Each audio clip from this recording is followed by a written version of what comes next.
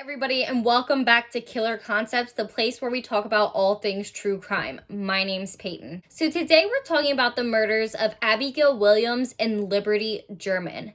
They were two young girls from Delphi, Indiana, and their murders have become nationally known as the Delphi Murders. All because one girl was smart enough to take video footage on her cell phone of who is believed to be the prime suspect.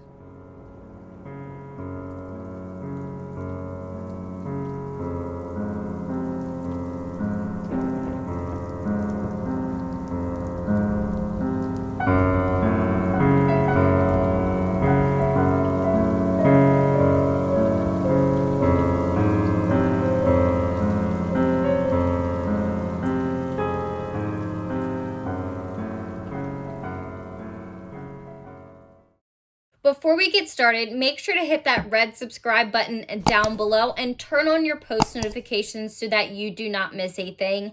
Every time somebody hits that subscribe button, it helps me reach more people here on YouTube so that they can learn about these very important cases. Before I dive into the actual case, I just wanted to let you know that this is still an unsolved homicide investigation. Abigail Williams and Libby German still have not had their perpetrator brought to justice, and so I want to make sure that you watch as much of this video as you can and that you spread the word about what happened to them, because the more people that know about it, the more it will continue to be in the public eye. So Abigail Williams, also known as Abby, was only 13 years old, and Libby Roselyn German, who was also known as Libby, was 14 years old. They both were 8th graders at the Delphi Community Middle School, and they had been friends for a long time, and they hung out all the time. Abigail Williams was in band, and she played the saxophone, and she was also on the volleyball team. She was also known for loving to be outdoors. She loved riding ATVs with her friends and her family, and she also was a lover of all animals, especially her cat Bongo. Libby German played volleyball, softball, soccer, and she swam, and she was also a band member at the school like Abigail Williams. She also loved painting, doing crafts, and going on vacation. Both girls, like I said, were good friends, and they loved to do stuff together, and they were just very outgoing and well-behaved girls. So on February 13th, 2017, both girls actually had off school. It was a Monday, so it was an in-service day at school. And since they were good friends, they decided to have a sleepover that Sunday. And so the two hung out and they had a sleepover. And the next morning, they woke up and it was a beautiful day for the winter. It was extremely warm. And so the two girls decided then that they wanted to go on a hike. So Libby German actually had an older sister named Kelsey. So the girls went upstairs and they asked her sister, Kelsey, if maybe she would want to go to the Monon High Bridge in Delphi, Indiana with them. Kelsey told her no, she had to work and she also had to help her boyfriend clean her car. But if Libby could find a ride home from the park, then her sister Kelsey would take her. So Libby German then asked her dad if he would be able to pick her up from the park if her sister dropped her off, and he said yes. And so her sister Kelsey told the girls that she would take them. They all got in the car together. Her sister even made sure that they both were wearing jackets because even though it was a warmer day, it was still chilly outside. It was still the winter. And then, like I said, on February 13th, 2017 at 1 p.m., Libby's sister, Kelsey, dropped both Abby and Libby off near the trail to the Monon High Bridge. Now, just to give you a little bit of backstory, what is known as the High Bridge was a popular location for kids to go and hang out on their days off, or that people just like to walk. It was extremely high up in the air. It is exactly what it sounds like. It was a bridge, but it actually was an old rail bridge. So it wasn't in the best condition. I mean, there was nothing on the sides of it. There was no railings. And so it was actually kind of dangerous if you really think about it. Libby had been across it before and she liked it, because at the other end, it was known that it was a really beautiful view, but you had to get yourself across it safely first.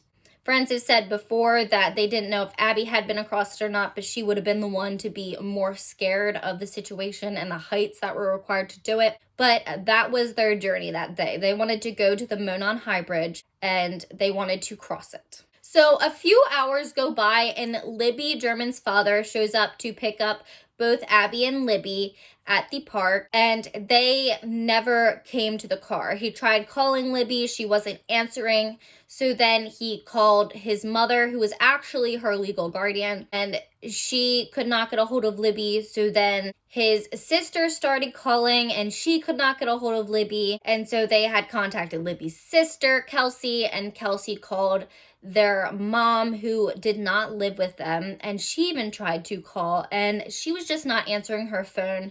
Kelsey has said multiple times that this was not normal behavior for Libby German. She usually always answered her phone. She just was not that kind of kid to walk off. And so they all became worried. At first, the families weren't too concerned. They just thought maybe one of the girls fell, and so they all went to start a search to try and find them. However, Kelsey said that when she had found out that her sister was not answering the phone, that she had become very concerned because she just had a bad feeling.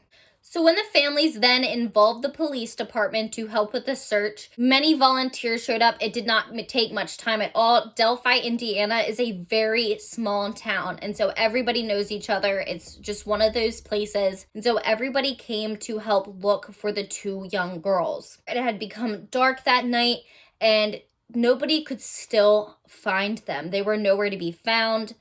There was people looking everywhere, and so the police department ended up calling off their search, as well as the firefighters who were also help searching, because of course they needed a break. People had to go home and they had to go to sleep. It's not that they didn't want to keep searching for them, but they had to take a break. On the morning of February 14th, the search recommenced to try and find the two young girls. Kelsey German was actually in the group with people who were searching near the Monon High Bridge, where the girls were going to hang out at, when all of a sudden she heard a searcher yell that they had found a shoe. Kelsey had felt a sinking feeling in her stomach because she knew what shoes her sister had been wearing. She knew what she was wearing that day. And then all of a sudden she heard the searcher yell out the brand of the shoe. And she knew then that they had found her sister. So she went to go over and they stopped her, and she knew that the two girls were dead. Everybody in Delphi was absolutely taken aback by this discovery. This wasn't the kind of thing that happened in the small town of Delphi, Indiana. And everybody had thought the girls had just gotten lost or they had hurt themselves. They never thought it would be something that was this grave as a double homicide. Now, the police department has only released certain details about this case for the integrity of their case and making sure that they do not give away too much information, because this is still ongoing. It happened 3 years ago and they are still pursuing it very diligently. The first thing that I would like to discuss is that this was not a typical crime scene, though we do not know much about it. There has been officials or previous officials that have come forth and made some statements without giving too much away. This includes the former prosecutor of Carroll County, Robert Ives, who has spoken out about the Delphi case, stating, quote, "There was a lot more physical evidence than that at the crime scene. And it's probably not what you'd imagine or what people would think I'm talking about. It just was not a normal, a person was killed here crime scene. That's all I can probably say about it." End quote. One of the sources that I used when putting together this video was the podcast Down the Hill, the Delphi Murders. And in that podcast, they do an interview with Robert Ives. And one of the things that he mentioned is that there seemed to be 3 signatures at the crime scene. While he can't say what these signatures are, it is believed that if this would be somebody who is going to murder again, these 3 signatures will probably show up again in his next crime. Ever since the girls were found 3 years ago, this case has gained a tremendous amount of attention, and it's not just here in the United States, but it has been a worldwide thing.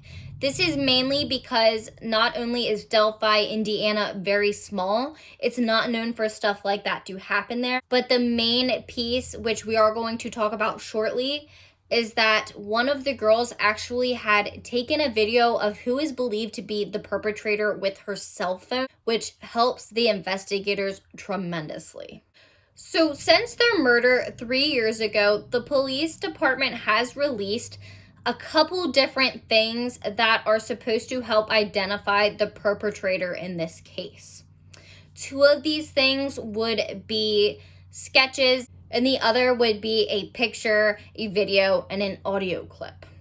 So first, the police released this sketch right here, who is a man who they believe would be in his 40s. He has a little bit of a scruffier appearance, a thicker build, and he's wearing a flat kind of hat. But not long after this, they actually released a second sketch. This sketch is more of somebody that they believe could be anywhere from the ages of 18 to 40. He is more clean shaven and he is not wearing a hat. So this leaves a big question. Well, which age is it? So the police has stated a couple times that these 2 sketches are not to be seen as a picture because that's not what they're for. They're more for somebody who would know this person to recognize them and then bring it to the attention of the police, especially if that person's behavior has changed since the girl's murder. However, they also have said that they believe that the actual perpetrator may look like a mixture of both of the composite sketches. I also want to mention that when these sketches were released, Delphi had a huge issue of people actually trying to compare people that they knew to these sketches. They would actually go online into Facebook groups and everything like that, and they would make side-by-side comparison photos, which you do not want to do this because not only can it further jeopardize the investigation, it's not nice. Quite frankly, these people who are in these side-by-side photographs many times are innocent, and something like this can ruin their lives. And so police officials highly discourage you from doing this. When the police found Libby and Abby, they also found Libby German's cell phone. And this is when they found out from some of Libby's friends that there had been some strange things that had been sent on Snapchat. And so the officials looked into it further and they found this photo of a man walking down the Monon High Bridge. It seems like it was taken from an angle of somebody who was standing off to the side. And the police have come to believe that this is their prime suspect in the murder of the 2 girls. Now, you do not see many details in this photo. It is a still frame photograph and it's a little bit blurry. However, you can very clearly see what the man is wearing, which is believed to be, a pair of jeans, a hat or a hood, and then a larger jacket over top of something that seems like a sweatshirt or a hoodie, which this is believed to be kind of strange for the reason that it was a warmer day that day. Soon after, the police actually came out and they let the public know that this picture was actually a screen grab from a video that Libby had taken. This video actually showed the perpetrator walking down the Monon High Bridge. It's pretty eerie when you think about it because this girl is taking a video of who most likely committed a heinous crime. The police ask that if you recognize the video, I will link it down below in the description box, that if you recognize the person in the video or any of their mannerisms to please contact the authorities so that they can contact this man. I do want to mention, though, that they have stated that due to the Monon High Bridge not being in the best of condition, as I stated in the beginning, that his walking is probably not the way that he usually walks.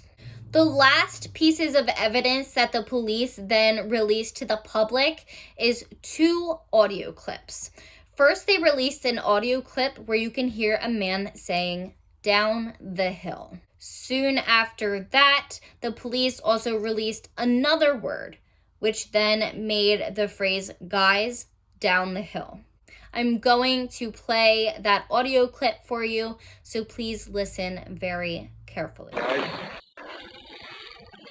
down the hill. Guys, down the hill. Guys, down the hill. The police want to remind people that they know that this is the same person with both voices, even though the guy's part does not necessarily sound like the same person as the down the hill part. There is most likely more to these audio clips and the video footage.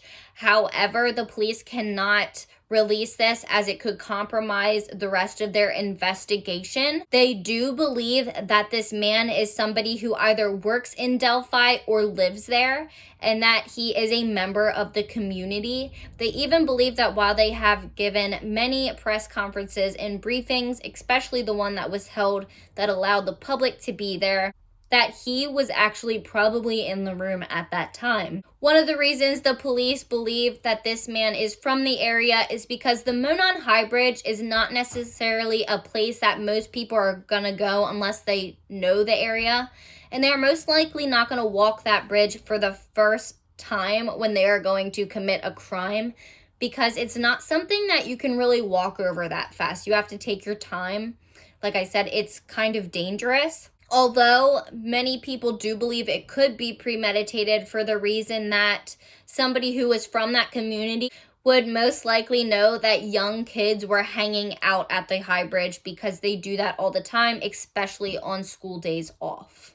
All right, you guys. So unfortunately, that's all I have for you today about the case of the double homicide of Abigail Williams and Libby German.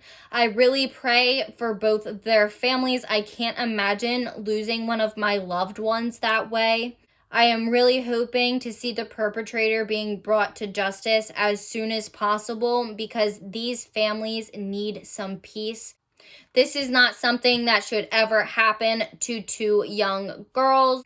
Make sure to share this video so that other people see it as well, and hopefully we can keep more attention on this case as it is now 3 years old. I just want to remind you that down below I do link my sources. I highly encourage you to go check out more information on the Delphi murders, as it is an open investigation, and any tips or anything you could possibly think of really could help. Before you go, make sure to hit that red subscribe button down below and turn on your post notifications. I also love when you guys comment and I get to interact with you, so don't forget to do that. I will also be leaving my email address down below as well as right here, so that you guys can send me any case suggestions or anything privately that you'd just like to send an email to me about. Don't forget to follow me on social, and I just wanted to remind you that the world's most dangerous minds hide in the most unlikely places.